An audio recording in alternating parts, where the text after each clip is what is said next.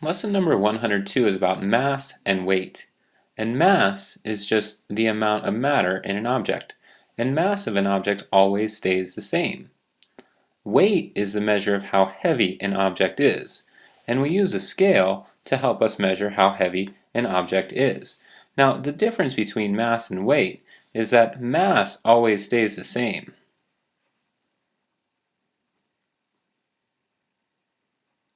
But weight can change. On Earth, your weight might be measured in pounds or kilograms, and you'll have a weight. Maybe your weight is 115 pounds. Maybe it's more, maybe it's less. But if you went to the moon, suddenly you'd be weightless. You'd be floating. On the moon, you still have the same mass, but you have a different weight. So weight measures really how much gravity is pulling you, and it's the measure of how heavy an object is.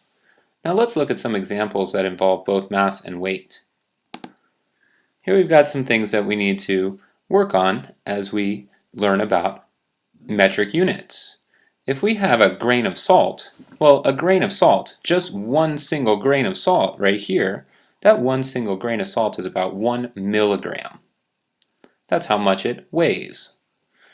A paper clip, well, it has a weight or a mass of about 1 gram. And a math textbook, it has a mass or a weight of about 1 kilogram. Let's answer a question based on some metric units. 2 kilograms is how many grams? Now when we work with metric units, there's a couple things that we need to remember. We need to know that there's 1,000 milligrams in 1 gram. And we need to know there's 1,000 grams in 1 kilogram. So 2 kilograms is how many grams? Well, if 1 kilogram is 1,000 grams, then 2 kilograms, 2 kg, would be equal to 2,000 grams. And we've got our final answer. When we're working with the metric system, we're always working in multiples of 10. And we go from milligrams to grams, well, 1,000 milligrams to 1 gram. And then grams to kilograms, well, there's 1,000 grams in 1 kilogram. Let's look at some customary units. If we have an envelope with a letter, that weighs about 1 ounce. A shoe, that weighs about 1 pound. And a small car, that weighs about 1 ton.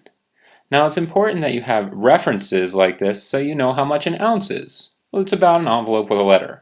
A shoe, that's about 1 pound. And a small car, well, that's about 1 ton. And if you have these in your memory or in your notes, it can help you if you have questions like the ones we have on our next slide. How many ounces are in 4 pounds? Well, we know 4 pounds, that would be like 4 shoes. And ounces, how many ounces would there be in 4 shoes? Well, that's a tricky question, because remember 1 ounce, that was about the same as our letter with an envelope. If we have 16 ounces, we have 1 pound. And if we have 2,000 pounds, we have 1 ton. That always stays the same. And it's important to know those unit conversions in order to help us with a question like this. How many ounces are in 4 pounds? Well, if there's 16 ounces in 1 pound, then in 4 pounds, we must have to multiply 16 times 4 in order to figure it out.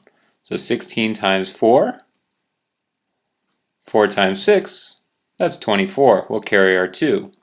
4 times 1 is 4, plus 2 more gives us 6. So we've got 64.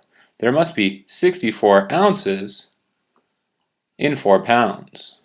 And we can go ahead and abbreviate ounces OZ, or you can write it out if you like. Both of them will be the correct answer. Our lesson practice will be on page 553. We'll talk more about mass and weight and metric and customary units in our next class. Make sure you've got your notes done, and I'll see you soon.